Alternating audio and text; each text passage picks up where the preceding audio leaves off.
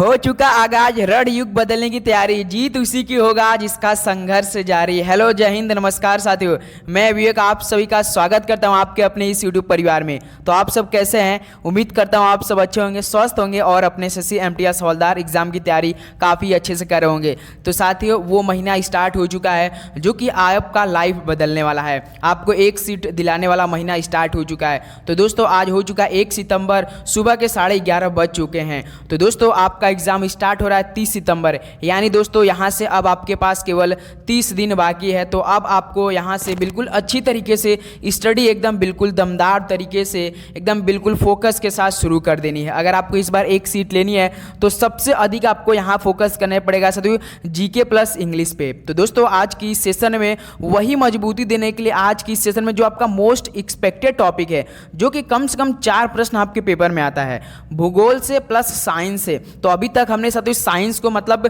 कुछ क्वेश्चन को हल करे थे, लेकिन दोस्तों अब यहाँ से जो 2 से 3 क्वेश्चन साइंस रहेगा वहाँ से आपको देखने को मिलेगा, यहाँ से बिल्कुल। तो आज की सेशन में कुल क्वेश्चनों की संख्या 75 प्रश्न करेंगे हम साथियों। वही प्रश्न बात करेंगे जो आपके परीक्षा के लिए इंपॉर्टेंट और ज़्यादा चांस रहेंगे परीक्षा में पूछे जाने के लिए, जो बार बार सवाल इस टाइप के सवाल बन रहे थे। तो कुल क्वेश्चनों की संख्या 75 रहेगी। सही करने का आपका टारगेट कितना दिया जा रहा है? 75 में से याद रखिए 65 दिया जाएगा। और नोट यहाँ पे पढ़िए, ऐसा प्रश्न 100% आपके पेपर में आने वाला है। तो सभी को पता होगा डेली क्यूज इस समय हम लोग का साथियों सुबह 11:30 बजे और शाम को 6:30 PM पे चलती है। उम्मीद करूँगी सेशन में जितने भी प्रश्न होंगे आप अच्छे से हल करेंगे और याद करेंगे जरूर साथियों।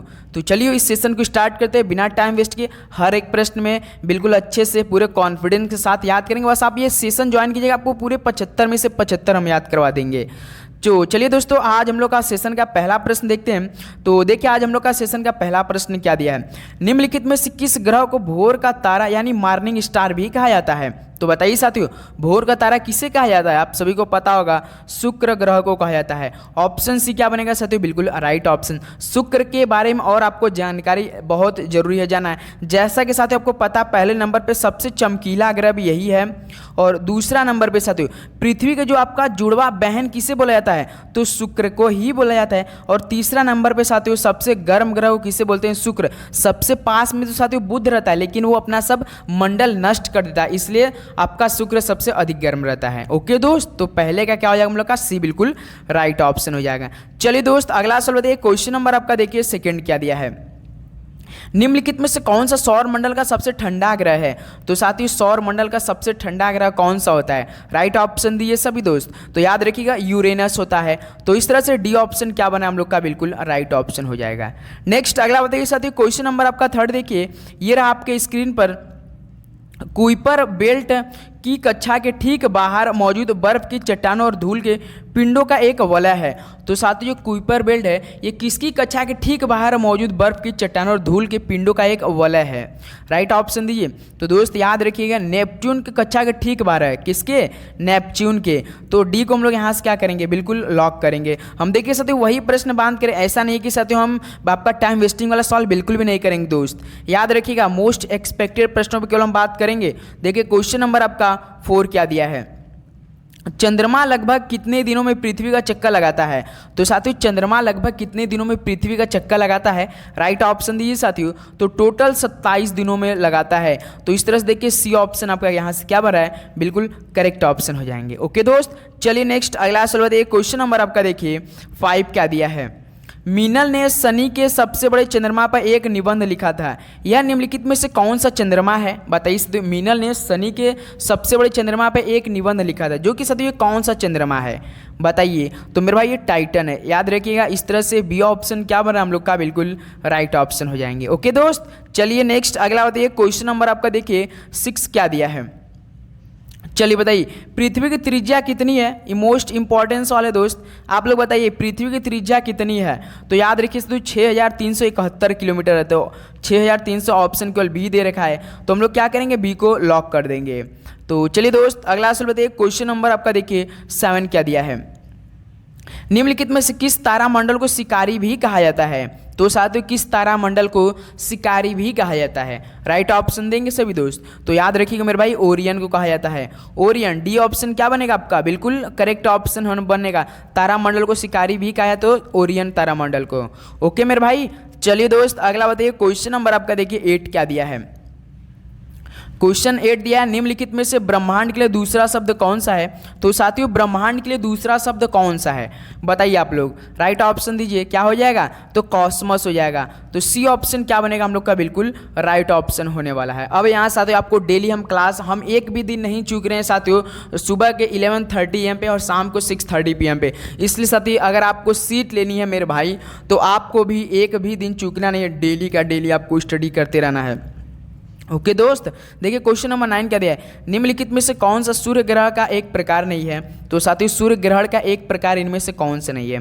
तो सबसे पहले हम देखेंगे सूर्य ग्रहण का प्रकार कौन कौन होते हैं। तो याद रखिएगा दोस्तों, वलयाकार तो होता है, आंशिक भी होता है, लेकिन साथियों पूर्ण भी होता है। लेकिन दोस्त आपका जो खंडच्छा युक्त होता है ना, ये नहीं होता है। ऑप्शन सी देखिए, खंडच्छा या युक्त, जो कि साथियों सूर्य ग्रहण का एक प्रकार नहीं होता। तो सी ऑप्शन क्या बनेगा? राइट ऑप्शन हो जाएंगे। नेक्स्ट अगला बताइए साथियों, क्वेश्चन नंबर आपका देखिए 10 क्या दिया है। सूर्य की पृथ्वी से दूरी लगभग कितना प्रकाश मिनट है? तो बताइए साथियों सूर्य की पृथ्वी से दूरी लगभग कितने प्रकाश मिनट है? तो याद रखिए दोस्त 8 प्रकाश मिनट है भाई साहब, 8 प्रकाश मिनट है। तो डी ऑप्शन क्या बनेगा इस आपका? बिल्कुल राइट ऑप्शन हो जाएंगे। ओके चलिए नेक्स्ट अगला बताइए। क्वेश्चन नंबर आपका देखिए 10 क्या दिया है, 11 नंबर। क्षुद्र ग्रह पट्टी यानी एस्ट्रॉयड बेल्ट किन दो ग्रहों के बीच स्थित है? ये साथी इंपॉर्टेंस वाले, क्योंकि साथियों क्षुद्र ग्रह पट्टी है ना यानी एस्ट्रॉयड बेल्ट ना, इससे सवाल आपके पेपर में बनता है। तो बताइए किन दो ग्रहों के बीच स्थित है बताइए आप लोग। तो याद रखिए दोस्त मंगल और बृहस्पति के बीच है। तो यहाँ से हम लोग क्या हो जाएगा? बी ऑप्शन जितने भाई दे रहे हैं बिल्कुल उनका राइट ऑप्शन हो जाएंगे। चलिए दोस्त अगला सवाल देखिए, क्वेश्चन नंबर आपका 12 देखिए क्या दिया है, निम्नलिखित में से कौन सा बौना ग्रह मुख्य क्षुद्र ग्रह बेल्ट में स्थित है? तो साथी बताइए कौन सा बौना ग्रह मुख्य क्षुद्र ग्रह बेल्ट में स्थित है? राइट ऑप्शन दिए, सभी को पता होना जी दोस्त। तो क्या कौन सा हो जाएगा? सेरेस हो जाएगा। तो सी ऑप्शन क्या हो जाएगा आपका? बिल्कुल राइट ऑप्शन। एक सवाल हम आप सभी से पूछना चाहेंगे दोस्त कि बताइए कि प्लूटो ग्रह को और किस नाम से भी जाना जाता है? चलिए कमेंट बॉक्स में दीजिए इस सवाल का राइट ऑप्शन, प्लूटो को और किस नाम से भी आप लोग जानते हैं। चलिए दोस्त अगला सवाल देखिए, क्वेश्चन नंबर आपका देखिए 13 क्या दिया है, निम्नलिखित में से किस खगोलीय पिंड में कैरान नामक एक प्राकृतिक उपग्रह है? तो साथ ही किस खगोलीय पिंड में कैरान नामक एक प्राकृतिक उपग्रह है बताइए आप लोग। तो याद रखिए दोस्त प्लूटो है। ऑप्शन यहाँ से देखिए आपका बी क्या बन रहा है? बिल्कुल राइट ऑप्शन हो जाएंगे। ओके चलिए अगला बताइए, क्वेश्चन नंबर आपका देखिए 14 क्या दिया है, निम्नलिखित में से कौन सा सौर मंडल का सबसे वायुवीय ग्रह है? तो साथियों सौर मंडल का सबसे वायुवीय ग्रह कौन है इनमें से बताइए आप लोग। राइट ऑप्शन दीजिए, क्या हो जाएगा? तो याद रखिए दोस्तों नेपच्यून हो जाएगा। ऑप्शन क्या बनेगा? बिल्कुल राइट ऑप्शन हो जाएंगे। ओके दोस्त चलिए नेक्स्ट अगला बताइए साथी, क्वेश्चन नंबर आपका देखिए 50 नंबर क्या दिया है, निम्नलिखित में किस महीने में लिरिड्स नामक उल्का बौछार पृथ्वी से देखी जा सकती है? तो साथियों किस महीने में जो आपका लिरिड्स नामक उल्का बौछार होती है वो पृथ्वी से देखी जा सकती है? तो किस महीने में देखी जा सकती है? तो दोस्त आपका अप्रैल महीना में। तो यहाँ से देखिए अप्रैल महीना कौन है? ऑप्शन ए दे रखा है। तो ए को हम लोग यहाँ से क्या करेंगे? लॉक कर देंगे और हम लोग आगे बढ़ेंगे। चलिए नेक्स्ट अगला सवाल बताएंगे, क्वेश्चन नंबर आपका 16 क्या है दोस्तों, अक्टूबर नवंबर के दौरान सूर्य की आभासी गति किसकी तरफ होती है? तो साथियों बताइए जो अक्टूबर नवंबर के दौरान सूर्य की आभासी गति ये किस दिशा की तरफ होती है? ये सवाल आपसे पूछा जा रहा है। तो मेरे भाई ये दक्षिण दिशा की तरफ होती है। किस तरफ? दक्षिण दिशा की तरफ। तो डी ऑप्शन क्या हो जाएगा आपका? बिल्कुल राइट ऑप्शन हो जाएगा। कोई दिक्कत अभी तक आपको बिल्कुल नहीं हो रही है, क्योंकि दोस्त आपके एकदम आसान भाषा में बिल्कुल अच्छे से आराम से सटीक प्रश्नों पर हम चल रहे हैं। चलिए दोस्त अगला सवाल देखते हैं, क्वेश्चन नंबर आपका देखिए 17 क्या दिया है, भारत के उत्तरी छोर से दक्षिणी छोर तक दूरी कितनी है? तो बताइए साथियों भारत के उत्तरी छोर से दक्षिणी छोर तक दूरी कितनी है बताइए आप लोग। तो याद रखिए दोस्त 3214 किलोमीटर है। तो ऐसा ऑप्शन देखिए 3200, देखिए सी ऑप्शन दे रखा आपका दोस्त। तो सी को क्या करें हम लोग? लॉक कर देंगे। चलिए दोस्त अगला बताइए, क्वेश्चन नंबर आपका देखिए 18 क्या दिया है, अरब सागर निम्नलिखित में किस महासागर का विस्तार है? तो साथियों अरब सागर किस महासागर के विस्तार है बताइए। तो दोस्तों ये हिंद महासागर का है। तो डी ऑप्शन क्या बनेगा आपका? बिल्कुल राइट ऑप्शन होने वाला है। नेक्स्ट अगला बताइए साथियों, क्वेश्चन नंबर आपका देखिए 19 क्या दिया है, एल नीनो का तात्पर्य क्या है? तो साथियों एल नीनो का तात्पर्य क्या है बताइए आप लोग। तो एल नीनो, तो याद रखिए गर्म जलधारा है ये। तो यहाँ से ऑप्शन क्या बना हम लोग का, राइट ऑप्शन हो जाएंगे। ओके, चलिए नेक्स्ट अगला बताइए क्वेश्चन नंबर आपका देखिए 20 क्या दिया है। निम्नलिखित में से कौन सा महासागर भूमध्य सागर तक फैला हुआ है। तो साथियों कौन सा महासागर भूमध्य सागर तक फैला हुआ है बताइए आप लोग। तो दोस्त आपका अटलांटिक महासागर तक फैला हुआ है। तो सी ऑप्शन क्या बनेगा आपका, बिल्कुल राइट ऑप्शन हो जाएंगे। चलिए नेक्स्ट अगला बताइए साथियों क्वेश्चन नंबर आपका देखिए 21 क्या दिया है। कौन सा महाद्वीप विश्व का आधे से अधिक टीन का उत्पादन करता है। ये साथियों मोस्ट एक्सपेक्टेड प्रश्न आपके परीक्षा के लिए, याद रखिएगा दोस्तों, इसे आप लोग जरूर याद रखिएगा। तो कौन सा महाद्वीप विश्व का आधे से अधिक टीन का उत्पादन करता है। तो दोस्त होता ये एशिया महाद्वीप है। तो सी को क्या करेंगे हम लोग, लॉक करेंगे। तो दोस्त आप सभी से हम एक सवाल पूछना चाहेंगे, बताइए कि चौथा मतलब सबसे बड़ा एशिया कौन सा है, सॉरी सबसे बड़ा चौथा महाद्वीप कौन सा है। राइट ऑप्शन क्लिक कीजिए आप लोग, फटाफट देंगे। नेक्स्ट अगला बताइए दोस्त क्वेश्चन नंबर आपका देखिए क्या दिया है 22। सुनामी किसके कारण नहीं होती है। तो साथियों जो सुनामी होती है वो किसके कारण नहीं होती है। तो सबसे पहले देखिएगा सुनामी किसके कारण होती है। तो दोस्त एक तो आपका ज्वालामुखी विस्फोट होता है तो उसके वजह से होता है, और समुद्र के जो नीचे भूस्खलन होता है ना उसके वजह से भी होता है, और भूकंप तो जानते हैं आएगा ही। तो दोस्त सुनामी जो होता है ना तूफान के कारण नहीं होता है। तो इस तरह से ये ऑप्शन में क्या हो जाएगा, बिल्कुल राइट ऑप्शन हो जाएंगे। ओके दोस्त, चलिए अगला बताइए क्वेश्चन नंबर आपका देखिए 23 क्या दिया है। भारत का पड़ोसी देश नेपाल भारत के किस दिशा में स्थित है। तो साथियों बताइए भारत का जो पड़ोसी देश नेपाल है वो भारत के किस डायरेक्शन में स्थित है, बताइए राइट ऑप्शन। तो दोस्त आपका उत्तर में स्थित है। तो बी ऑप्शन क्या बनेगा इस तरह से आपका, बिल्कुल राइट ऑप्शन हो जाएगा। चलिए दोस्त अगला सवाल देखते हैं क्वेश्चन नंबर आपका देखिए 24 क्या दिया है। भारत चीन सीमा को कितने सेक्टरों में बांटा गया है। तो मेरे भाई जो भारत चीन सीमा को कितने सेक्टरों में बांटा गया है आप लोग बताइए, राइट ऑप्शन दीजिए। तो दोस्त याद रखिएगा 3 सेक्टरों में बांटा गया है, कितने 3। तो इस तरह से डी ऑप्शन आपका क्या हो रहा है, बिल्कुल करेक्ट ऑप्शन हो रहा है। ओके, चलिए अगला बताइए क्वेश्चन नंबर आपका देखिए 25 क्या दिया है। निम्नलिखित में से कौन सा भूटान का सबसे ऊंचा पर्वत है। तो साथियों भूटान का सबसे ऊंचा पर्वत बताइए कौन सा है। तो याद रखिए दोस्त गंगखर प्यूनसम है। कौन है, गंगखर प्यूनसम है। ए ऑप्शन क्या बनेगा आपका, बिल्कुल राइट ऑप्शन हो जाएंगे। नेक्स्ट अगला बताइए साथियों क्वेश्चन नंबर आपका देखिए 26 क्या दिया है। त्रिशूल गंगा किस नदी का एक धारा है। तो साथियों त्रिशूल गंगा किस नदी का एक धारा है बताइए आप लोग। तो मेरे भाई ये गंडक है। तो डी ऑप्शन क्या बनेगा आपका, बिल्कुल राइट ऑप्शन। आप सभी से एक और बात शेयर करें दोस्त, जो आपका शाम वाली 6:30 PM वाली क्लास आएगी ना मेरे भाई, वो आज वो क्लास समझिए दोस्त आपके लिए रामबाण साबित होने वाला है, क्योंकि बिल्कुल आपका पेपर वाली फील हम दिलाने वाले शाम को 6:30 PM पे। तो आप लोग जरूर नोटिफिकेशन बेल को ऑन करके रखिएगा, जब आएगा नोटिफिकेशन आप जरूर क्लास को ज्वाइन करके देखिएगा। देखिए क्वेश्चन नंबर 27 क्या दिया है। भागीरथी और अलकनंदा नदियों मिलकर किस नदी का निर्माण करती हैं। तो साथियों भागीरथी और अलकनंदा नदियाँ जो है ये मिलकर किस नदी का निर्माण करती है बताइए आप लोग। तो दोस्त ये गंगा नदी का निर्माण करती है। तो इस तरह से ऑप्शन क्या बनेगा, बिल्कुल राइट ऑप्शन हो जाएंगे। नेक्स्ट अगला बताइए सत्य क्वेश्चन नंबर आपका देखिए 28 क्या दिया है। दक्षिण भारत में स्थित बांध की पहचान करें। तो साथियों दक्षिण भारत में स्थित बांध की पहचान करें तो बताइए दोस्तों। तो दोस्त दक्षिण भारत में स्थित बांध कौन है, मेट्टूर बांध है। तो इस तरह से सी ऑप्शन क्या हो रहा है, बिल्कुल राइट ऑप्शन हो जाएंगे। ओके, चलिए नेक्स्ट अगला बताइए क्वेश्चन नंबर आपका देखिए 29 क्या दिया है। पूर्वी घाटी डैश से लेकर दक्षिण में नीलगिरी तक फैला हुआ है। तो बताइए सर पूर्वी घाटी कहाँ से लेकर दक्षिण में नीलगिरी तक फैला हुआ है। तो दोस्त ये आपका फैला हुआ कहाँ से, पूर्वी घाटी महानदी से लेकर, कहाँ से, तो महानदी से लेकर, याद रखिएगा बी ऑप्शन क्या बनेगा यहाँ से आपका, बिल्कुल राइट ऑप्शन हो जाएंगे। नेक्स्ट अगला बताइए दोस्त क्वेश्चन नंबर आपका देखिए 30 क्या दिया है। निम्नलिखित में से कौन सी झील खारे पानी की झील है। तो साथियों कौन सी खारे पानी की झील है, राइट ऑप्शन दीजिए। सभी को पता होगा दोस्त आपका जो चिल्का झील, इसे लैगून भी झील बोला जाता है। याद रखिएगा दोस्तों ये आपका उड़ीसा राज्य में पाया जाता है, तो मतलब स्थित है चिल्का झील। तो बी ऑप्शन क्या बनेगा, बिल्कुल राइट ऑप्शन हो जाएंगे। ओके, चलिए नेक्स्ट अगला बताइए क्वेश्चन नंबर आपका देखिए 31 क्या दिया है। भारत के सबसे ऊंचा जलप्रपातों में से एक जोग जलप्रपात किस नदी का महाजलप्रपात है। तो दोस्त आपसे सवाल पूछता है कि भारत का सबसे ऊंचा जलप्रपात कौन सा है। तो याद रखिए दोस्त वो आपका जोग जलप्रपात है, जो कि किस नदी का महाजलप्रपात है ये बताइए आप लोग। राइट ऑप्शन सोचिए क्या बनेगा इस सवाल का राइट ऑप्शन। तो दोस्त ये सरावती नदी का है। तो यहाँ से हम लोग सी क्या करें, लॉक करें। चलिए दोस्त अगला सवाल बढ़ते हैं। आप लोग दोस्त 65 प्रश्न जरूर सही करेंगे। क्वेश्चन नंबर आपका देखिए 32 क्या दिया है। निम्नलिखित में से कौन सी झील भारत की सबसे लंबी झील है। तो साथियों सवाल पूछा जाता है कि झील जो कौन सी झील ऐसी कि जो कि भारत की सबसे लंबी झील है। तो दोस्त आपको याद रखिए वेम्बनाड झील है। प्रश्न आने वाला ये पेपर में आपके, तो ए ऑप्शन क्या बनेगा, राइट ऑप्शन हो जाएंगे। ओके, चलिए नेक्स्ट अगला सवाल देखते हैं। क्वेश्चन नंबर आपका देखिए दोस्त 33 क्या दिया है, निम्नलिखित में से कौन सा राज्य तापी बेसिन का हिस्सा नहीं है। तो साथी कौन सा राज्य तापी बेसिन का हिस्सा नहीं है, बताइए आप लोग। तो दोस्त आपका राजस्थान राज्य नहीं है, ऑप्शन ही क्या बनेगा, बिल्कुल राइट ऑप्शन होने वाला है। नेक्स्ट अगला बताइए साथी, क्वेश्चन नंबर आपका 34 देखिए, लाल झील कहाँ स्थित है। तो साथी जो रेड लेक है ये कहाँ पर स्थित है, यानी लाल झील कहाँ पर स्थित है। तो दोस्त ये आपका यूएसए देश में स्थित है, कहाँ पर, यूएसए में। तो इस तरह से दोस्त आपका सी ऑप्शन क्या हो जाएगा, बिल्कुल राइट ऑप्शन हो जाएंगे। नेक्स्ट अगला सवाल देखते हैं। क्वेश्चन नंबर आपका देखिए 35 क्या दिया है, अरब सागर में मुंबई उच्च क्षेत्र किसके खनन के लिए जाना जाता है।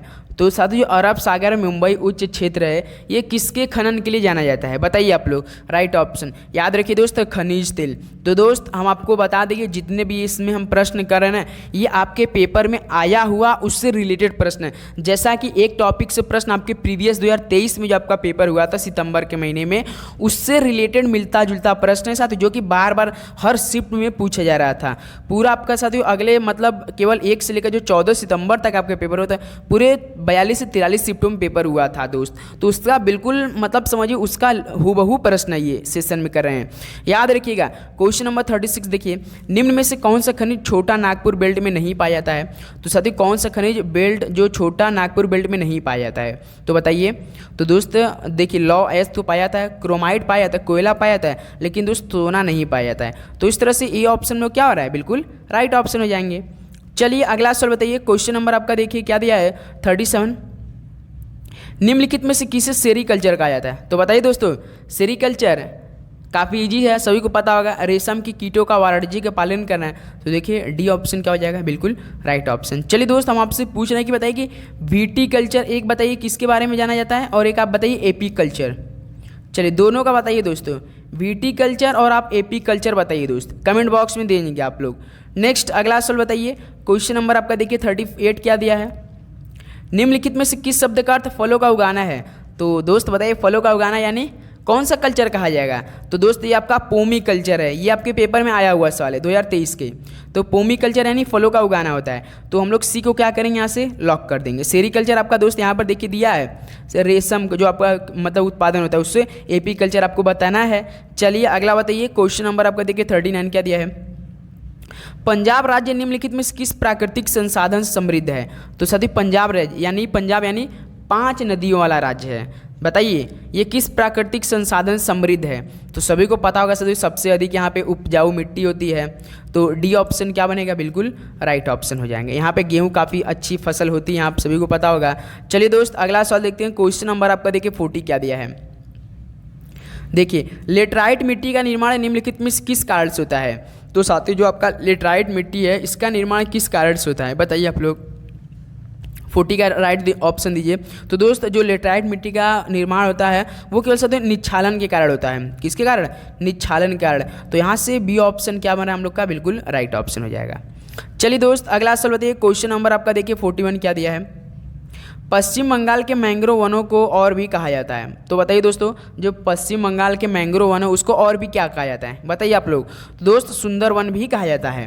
तो इस तरह से ए ऑप्शन क्या बनेगा हम लोग, बिल्कुल राइट ऑप्शन। उम्मीद करूँगा साथियों जितने भी प्रश्न हम करें आपको काफ़ी अच्छे समझ रहे होंगे और याद भी कर रहे होंगे दोस्त। उम्मीद आपसे यही है, और अपने दोस्तों में जरूर इस सेशन को शेयर किया कि दोस्त, क्योंकि आपके लिए दिन रात हम मेहनत करें तो दोस्त आपको भी दिन रात मेहनत करनी पड़ेगी। देखिए क्वेश्चन नंबर 42, रोपड़ कृषि के मुख्य क्षेत्र विश्व के क्षेत्रों में पाए जाते हैं। तो बताइए दोस्त रोपड़ कृषि के मुख्य क्षेत्र विश्व के क्षेत्रों में पाए जाते हैं। तो दोस्त याद रखिए ये आपका उष्णकटिबंधीय क्षेत्रों में पाए जाते हैं। ऑप्शन क्या बनेगा, बिल्कुल राइट ऑप्शन हो जाएंगे। नेक्स्ट अगला बताइए साथियों। क्वेश्चन नंबर आपका देखिए 43 क्या दिया है, भारत में निम्न में से कौन सा शहर सबसे पहले मानसूनी वर्षा का सामना करता है। तो साथियों भारत में कौन सा शहर सबसे पहले मानसूनी वर्षा का सामना करता है, बताइए आप लोग। तो दोस्त याद रखिए तिरुवनंतपुरम शहर करता है। कौन, तिरुवनंतपुरम शहर। तो सी ऑप्शन क्या हो जाएगा, बिल्कुल राइट ऑप्शन हो जाएगा। ओके चलिए अगला बताइए। क्वेश्चन नंबर आपका देखिए 44 क्या दिया है। चलिए दोस्त बताइए भारत में सीमेंट उद्योग को पूर्णतः विनियंत्रित कब किया गया था। तो साथियों भारत में सीमेंट उद्योग को पूर्णतः विनियंत्रित कब किया गया था, बताइए आप लोग। राइट ऑप्शन दीजिए मेरे भाई। तो ये किया गया था दोस्त आपका जो कब किया गया था, तो 1900 दोस्त आपका 89 में किया गया था।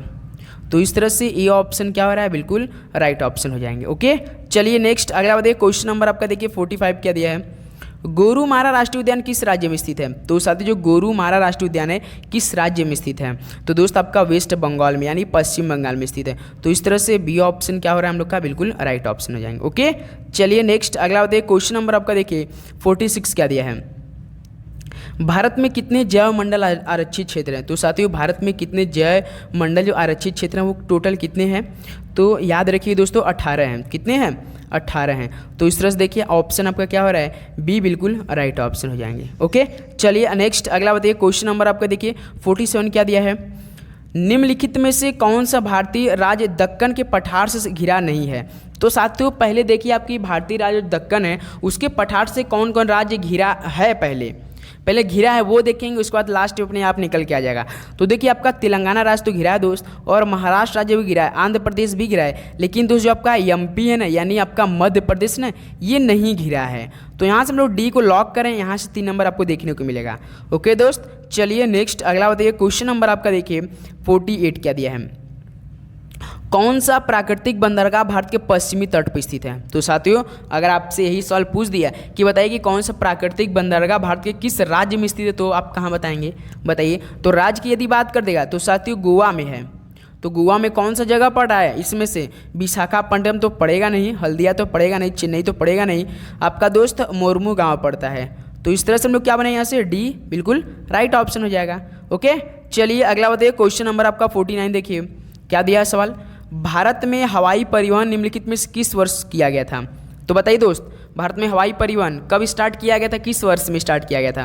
तो दोस्त आपका 1911 में किया गया था, यानी 1911 में किया गया था। तो यहाँ से हम लोग का क्या हो रहा है, डी बिल्कुल राइट ऑप्शन हो रहा है। ओके दोस्त, चलिए अगला सवाल बताइए। क्वेश्चन नंबर आपका देखिए 50 क्या दिया है, श्वेत प्रकाश उदाहरण। अब यहाँ साथी आपको देखने को मिलेगा साइंस के क्वेश्चन, तो आप लोग अब अच्छे से तैयार रहेगा। तो साइंस के वो प्रश्न है मेरे भाई ने जो कि 2 केवल क्वेश्चन आपके पेपर में आएगा, 2 देखिएगा डेली जो हम आपको क्लास प्रोवाइड करें यहीं से फंसेगा।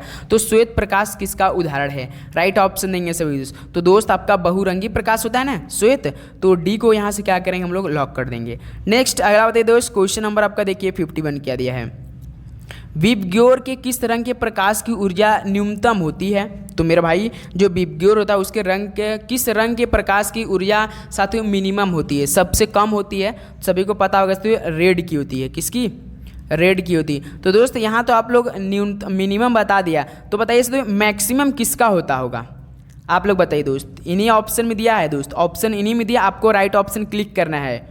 चलिए बताइए कमेंट बॉक्स में देखिए आप लोग। नेक्स्ट अगला बताइए। क्वेश्चन नंबर आपका देखिए दोस्त 52 क्या दिया है, उत्तल दर्पण द्वारा बनने वाला प्रतिबिंब सदैव कैसा होता है। तो साथियों जो उत्तल दर्पण द्वारा बनने वाला प्रतिबिंब सदैव हमेशा कैसा होता है।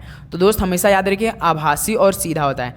आभासी उल्टा बिल्कुल नहीं, वास्तविक उल्टा बिल्कुल नहीं, सीधा बिल्कुल, आभासी और सीधा देखिए सी ऑप्शन बिल्कुल राइट ऑप्शन हो जाएगा। तो 52 का सी करेक्ट ऑप्शन हो जाएगा हम लोग का।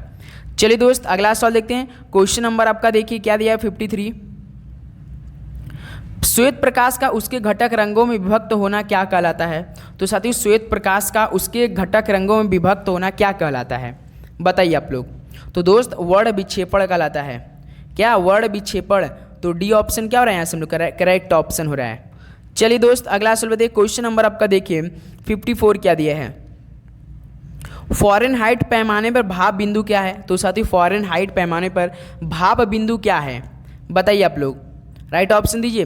तो याद रखिए दोस्त 212 डिग्री फ़ारेनहाइट है, 212 डिग्री फ़ारेनहाइट। तो सी ऑप्शन राइट ऑप्शन हो जाएगा। चलिए नेक्स्ट अगला बताइए। क्वेश्चन नंबर आपका देखिए 55 क्या दिया है, निम्नलिखित में से 1 एंगस्ट्रॉम की विद्युत धारा में निहित इलेक्ट्रॉनों की उचित संख्या क्या है।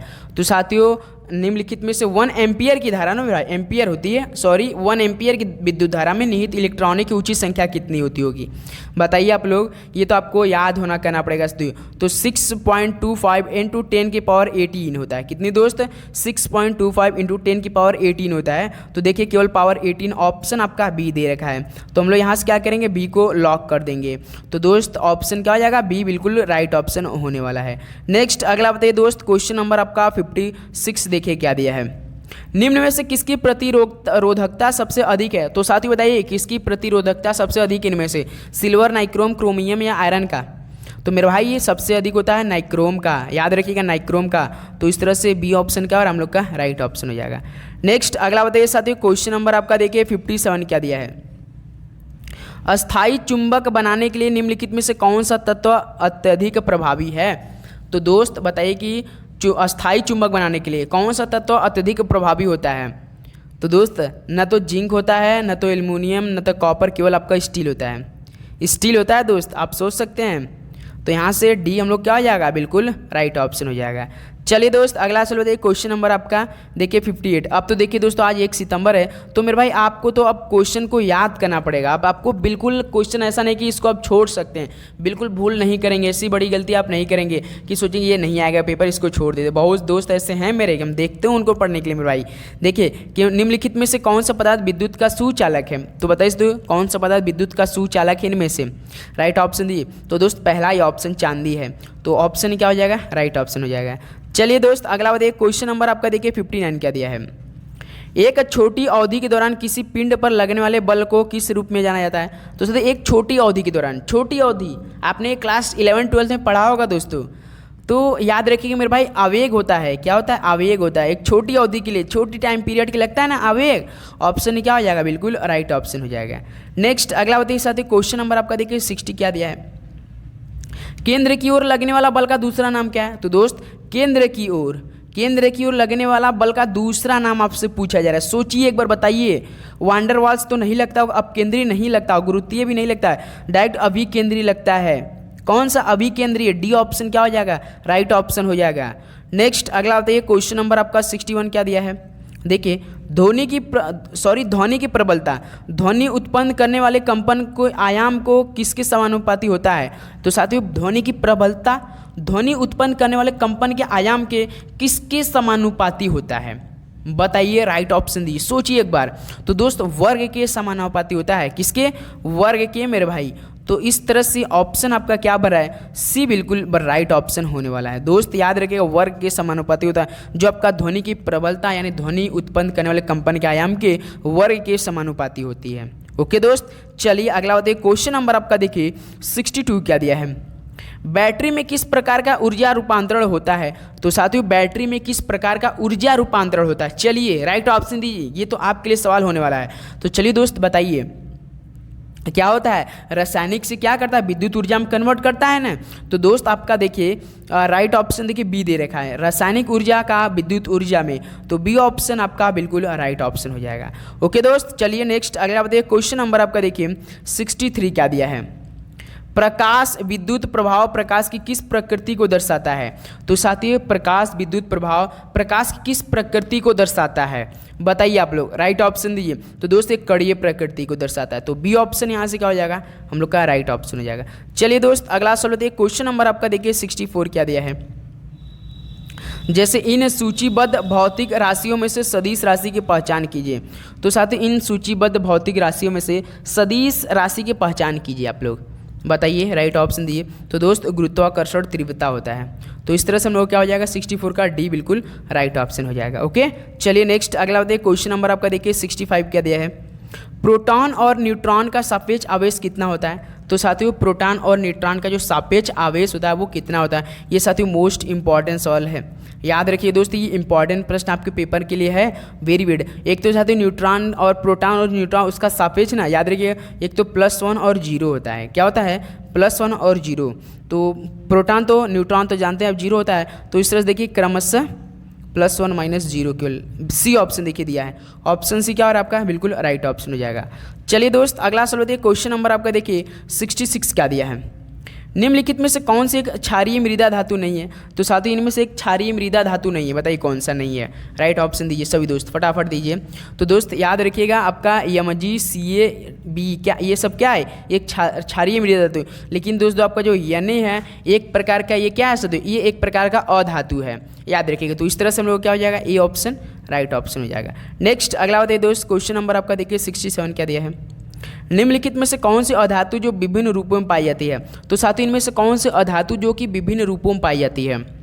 सभी को पता होगा साथियों कार्बन है, कार्बन जो साथियों विभिन्न रूपों में पाई जाती है। तो ऑप्शन यहाँ से देखिए बी क्या हो रहा है हम लोग का, राइट ऑप्शन हो रहा है।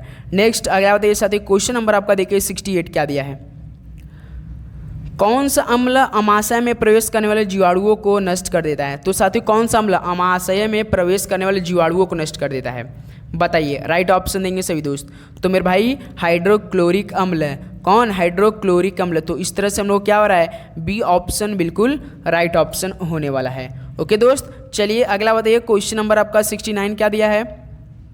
देखिए निम्न में से कौन सा उच्चतम गुणवत्ता वाला कोयला है। तो साथियों कौन सा उच्चतम गुणवत्ता वाला कोयला है, बताइए, राइट ऑप्शन दीजिए। तो दोस्त याद रखिए एंथ्रासाइट है। कौन है, एंथ्रासाइट है। तो इस तरह से डी ऑप्शन क्या हो रहा है हम लोग का, राइट ऑप्शन हो रहा है। ओके चलिए अगला बताइए, क्वेश्चन नंबर आपका देखिए 70 क्या दिया है।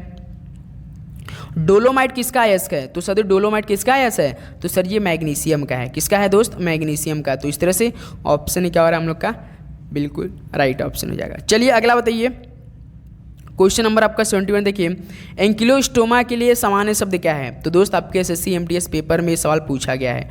कब पूछा गया, 2023 के पेपर में। तो बताएं मेरे भाई एंकिलोस्टोमा के लिए सामान्य शब्द क्या है। तो दोस्त आपका अंकुश कृमि है। क्या है, अंकुश कृमि है। डी ऑप्शन क्या हो जाएगा, राइट ऑप्शन। दोस्त आपका एग्जाम जब लास्ट में आ जाएगा ना, तो हम आपको पूरी वादा हम साफ करेंगे, इसलिए हम पूरा आपको प्रश्न टच करवा के ही आपको एग्जाम सेंटर हॉल में पहुंचाएंगे। याद रखिए दोस्त, इसलिए आपको चैनल पर तो सब्सक्राइब करके डेली क्लास आपको जरूर देखना है मेरे भाई।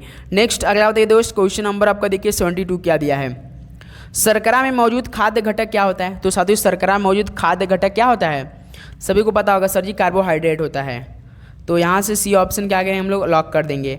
नेक्स्ट अगला बताइए दोस्त, आपका 72 क्या हो जाएगा साथियों, सी ऑप्शन करेक्ट ऑप्शन हो जाएगा। नेक्स्ट अगला बताइए, क्वेश्चन नंबर आपका देखिए 73 क्या दिया है। ग्लाइकोजन की एकलक इकाई क्या है। तो साथियों ग्लाइकोजन की एकलक इकाई क्या होती है, सभी को पता होना चाहिए दोस्त। 73 का राइट ऑप्शन दिए, सभी को पता होगा C6H12O6 होता है। C6H12O6 ऐसा किसका फॉर्मूला है। तो दोस्त आपका ग्लूकोज का होता है। तो बी को यहाँ से क्या करें हम लोग, लॉक कर रहे हैं। चलिए दोस्त अगला सवाल बताइए, क्वेश्चन नंबर आपका 74 देखिए, ये रहा आपके स्क्रीन पर। सेब में मुख्य रूप से निम्नलिखित में से कौन सा पोषक तत्व उपस्थित होता है। तो बताइए सेब में मुख्य रूप से कौन सा पोषक तत्व उपस्थित होता है साथियों। तो सर जी आपका पोटेशियम होता है, के होता है दोस्त, याद रखिएगा। ऑप्शन क्या बनेगा, सी। अब यदि आप साथियों सेब में पूछ दे, जैसे आपका फल में पूछ दे तो भी साथियों, और आपका फल में और साथियों सब्जी में भी, वेजिटेबल में भी यही रहता है। याद रखिएगा दोस्त, किसमें, वेजिटेबल में भी यही रहता है। आपका कौन रहता है, के ही, जो साथियों सेब मुख्य पोषक तत्व है।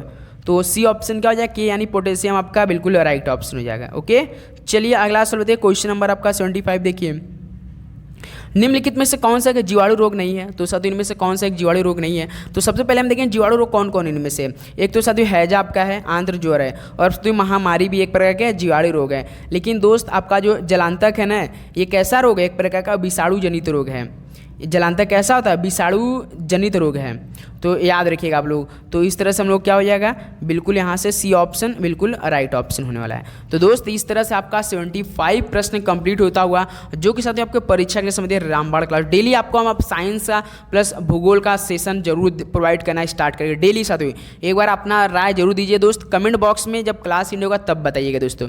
ओके दोस्त, तो चलिए दोस्त मिलते हैं शाम को 6:30 PM। आज वाली क्लास साथियों आपके लिए वेरी वेरी इंपॉर्टेंट, जो हम आपको शाम को 6:30 PM पे प्रोवाइड करेंगे। सभी दोस्त से रिक्वेस्ट कि वो क्लास आप बिल्कुल भी मिस ना करना है, क्योंकि उसमें जितने भी प्रश्न करेंगे समझिए आपके बिल्कुल हूबहू पेपर वाले प्रश्न हम करने वाले हैं। ओके दोस्त, तो चलिए मिलते हैं कितने बजे, शाम को 6:30 PM पे। अपना ख्याल रखिए, अपने माता पिता का ख्याल रखिए, अच्छे से रहिए, हर एक प्रश्न को रिवीजन कीजिए, डेली सेशन जरूर ज्वाइन किया कीजिए, लाइक सब्सक्राइब कर दीजिए दोस्तों। तो चलिए मिलते हैं 6:30 PM पे। सभी को एग्जाम के लिए बेस्ट ऑफ लक, पढ़ाई करते रहिए, सभी को ऑल द वेरी बेस्ट, धन्यवाद।